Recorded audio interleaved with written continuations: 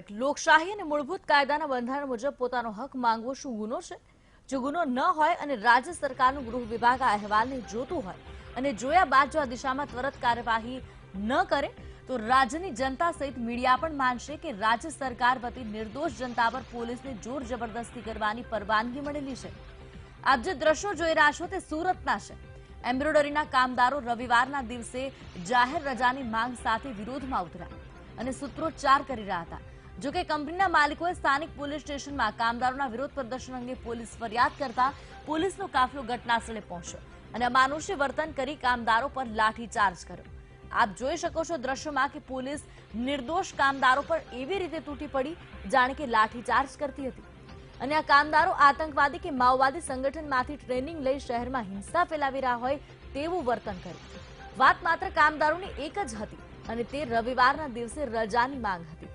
જો કે પોલીસ વિવેક બુદ્ધિનો ઉપયોગ કરી મધ્યસ્થી બની સમસ્યાને સુલઝાવી શકતી હતી, પરંતુ તેમણે તો સીધો કામદારો પર લાઠીચાર્જ જ કર્યો, જે અમાનુષી વર્તન સમાન છે।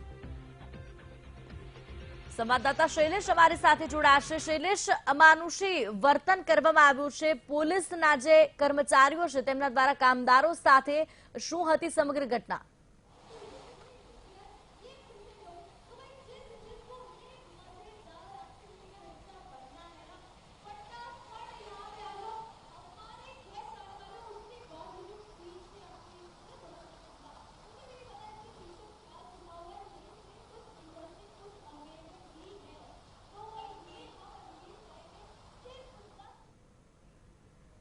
અમારા સંવાદદાતા શૈલેષ અમારી સાથે જોડાયેલા છે। શૈલેષ, સુરતમાં જે પ્રમાણે ઘટના બની હતી, વિડીયો સામે આવ્યા છે, લાઠી મારવામાં આવી રહી છે, કામદારોને વર્દીનો જે રૂઆબ બતાવવામાં આવી રહ્યો છે, શું હતી સમગ્ર ઘટના?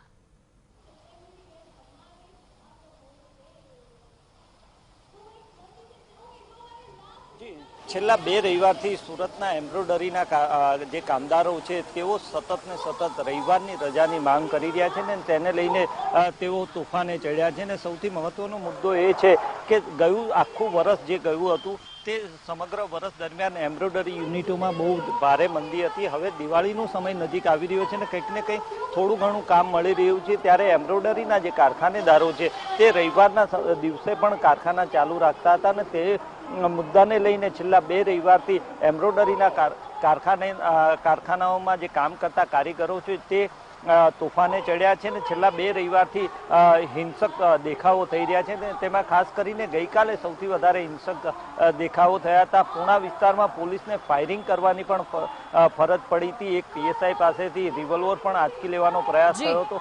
આ સમગ્ર ઘટનાક્રમની વચ્ચે પોલીસે કંઈક ને કંઈક કામદારો ઉપર બેફામપણે કહી શકાય તેવો લાઠીચાર્જ કર્યો હતો અને સતત એવા લાઠીચાર્જના સીસીટીવી આજે વાયરલ થયા છે અને સીસીટીવીમાં સ્પષ્ટપણે દેખાય છે કે પોલીસ બેફામ